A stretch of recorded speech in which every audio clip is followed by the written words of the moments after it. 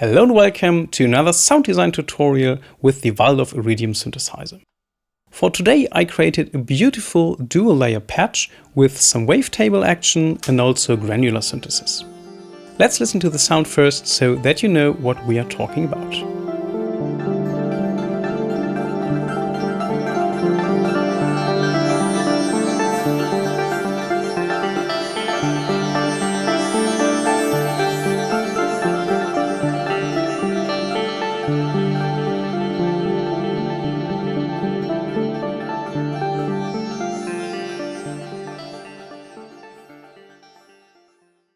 Let's recreate this patch by loading an init sound. The raw sound of the init patch is a sine wave, and I selected the high harmonic wavetable and set the position to 28. Now I want that an LFO modulates the position of the wavetable with each note that's been triggered. So I'm going to the LFO tab, select LFO1 and sample and hold. Select the longest possible speed, which is 240 seconds, and select single trigger. So now each note gives out a new random value. In the modulation matrix, I select LFO1 as a source and go to wavetable position 1 as destination, dial in the amount. And now with each note, I think there is a scope somewhere. Where is it? You can see that with each note, a different sound is coming out of oscillator 1. Oscillator 2 gets a copy from oscillator 1 with the same wavetable, but 1 octave higher, plus 12 seminodes. I also want to pan spread them, so oscillator 2 is 40% and oscillator 1 40% to the left to give some stereo width to that sound. Oscillator 2 should also be modulated by an LFO, but in this case I want to have a sine wave which also retriggers for each sound.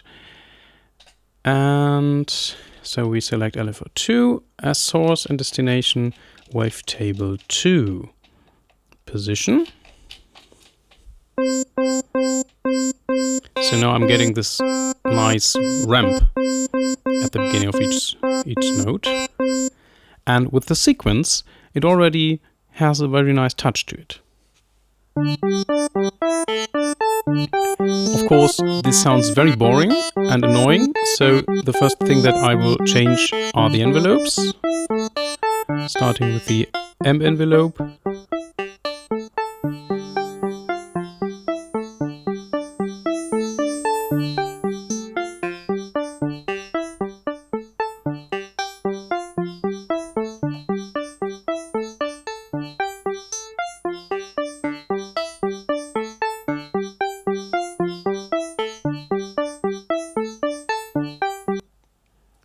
And then I want to have some effects. Because I have two completely different sounds, I did mention before that this will be a dual layer sound later. I want to use the effects from the Iridium and no external effects. So I head over to the Effects tab and select the delay on the first slot.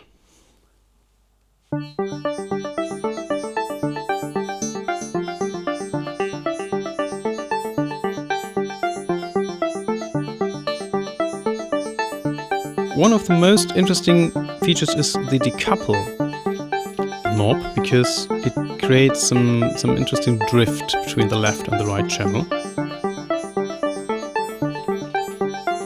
which makes it sound a bit more analog.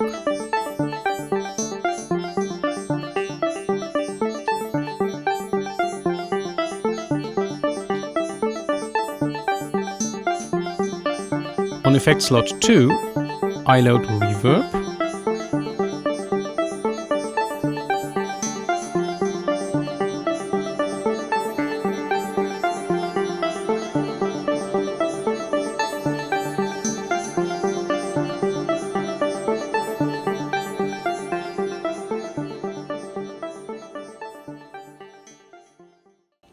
So I think this is already quite nice, but I still want to add a lot of modulations to make the sound a bit more alive.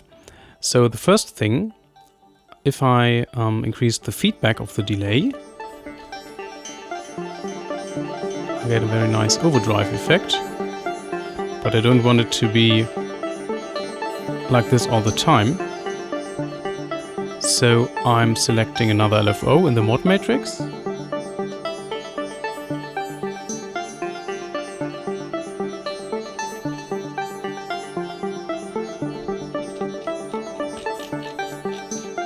And route it to the feedback of the delay, which is somewhere in this long list of parameters.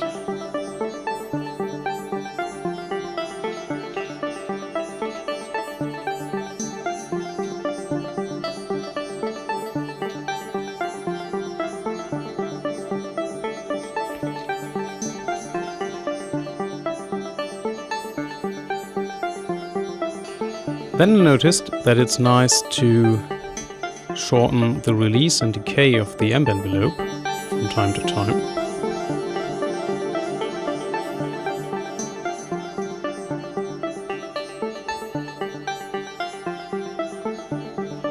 So I'm using another LFO.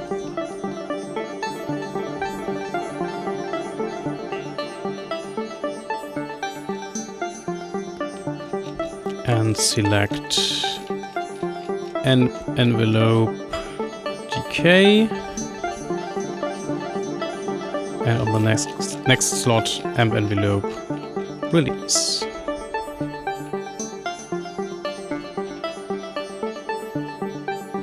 In order for this to have the desired effect on the decay and release phase of the envelope, I also need to change the mode from poly to global, which means that the LFO is free running and constantly moving within the parameter of speed. So when I play this back,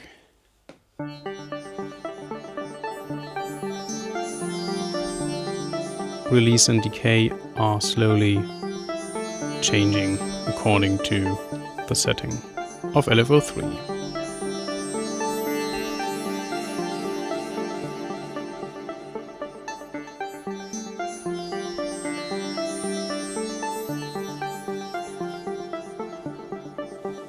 As a last modulation, I want the sound to slowly fade in and out, and I want to do this by using the cutoff filter of filter 1, cutoff frequency of filter 1. So I'm taking another LFO that I didn't use before, set it to global as well, and route it to cutoff 1.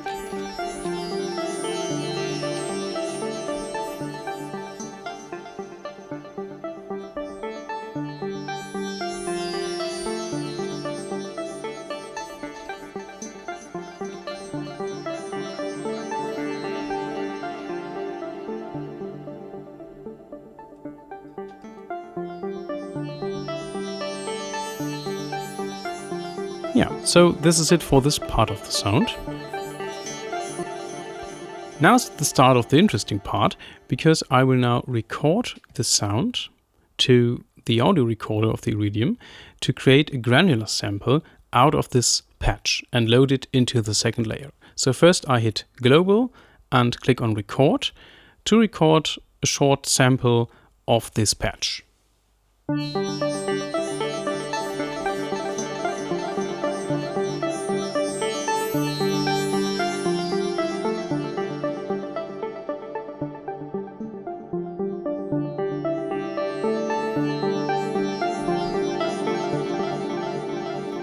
So with the MIDI clips stopped, I can still hit play.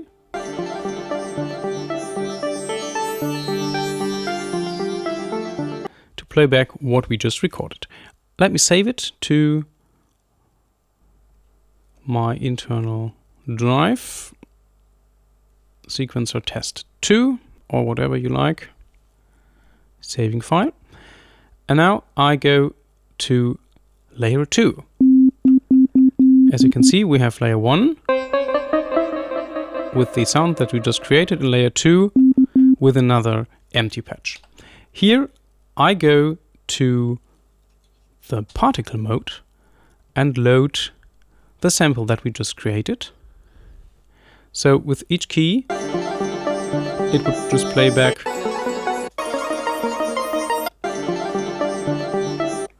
the recorded sample. But we want the granular mode, which is called particle mode in the Waldorf Iridium. So we click on particle, get a warning message, click OK.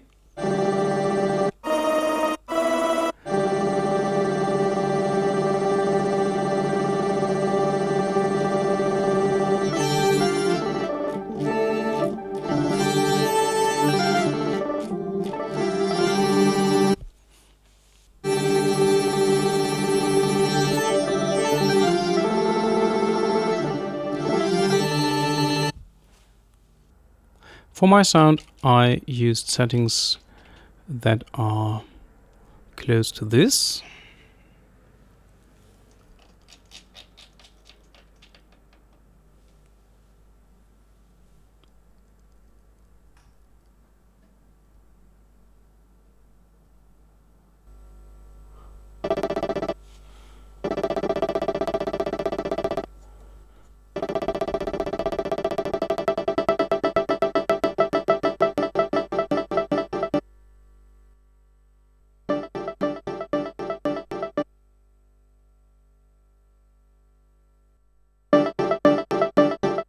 The length parameter determines the speed of the repetitions, and I used an online tool to calculate the exact length that I would need to have quarter notes in the tempo of the track that I was just recording. So you would need to find the right setting that works in terms of the right rhythm.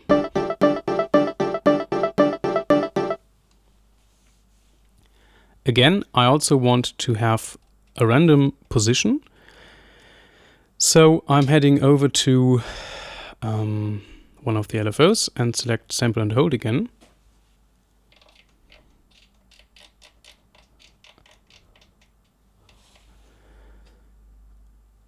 But this case, because I will just have one note constantly triggered, I won't do the trick with the single trigger mode. I will keep it in poly mode. And which one was it? Number 5. So I need to route LFO number 5 to the position of particle engine 1. Where is it? Is it here? Yes.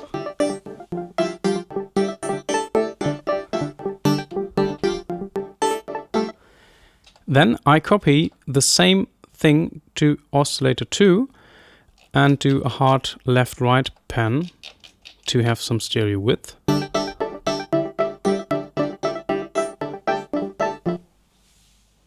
And I also want the sound to constantly fade in and out.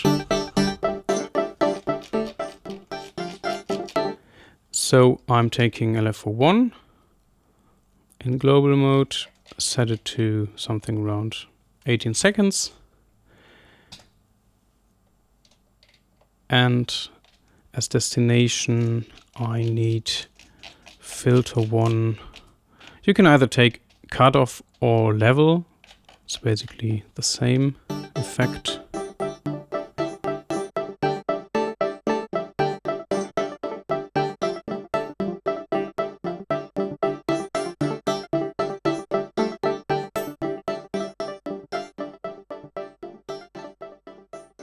So maybe a bit faster. Fading back in.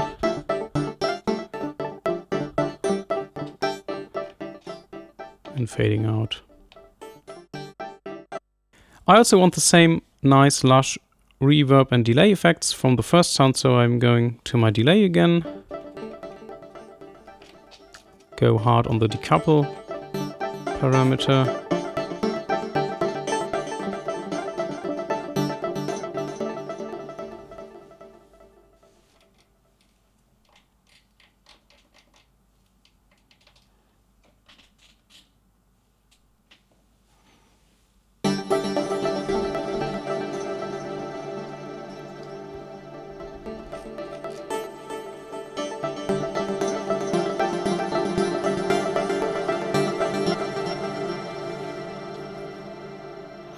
On the master page, make sure to select split in the tone mode. And if you have the correct settings with two different MIDI channels, this is actually layer 1 and this is layer 2, you can independently trigger these two sounds. And in my Ableton sequencer, I have the sequence running on one channel and just one constant note playing the second layer, and altogether sounds like that.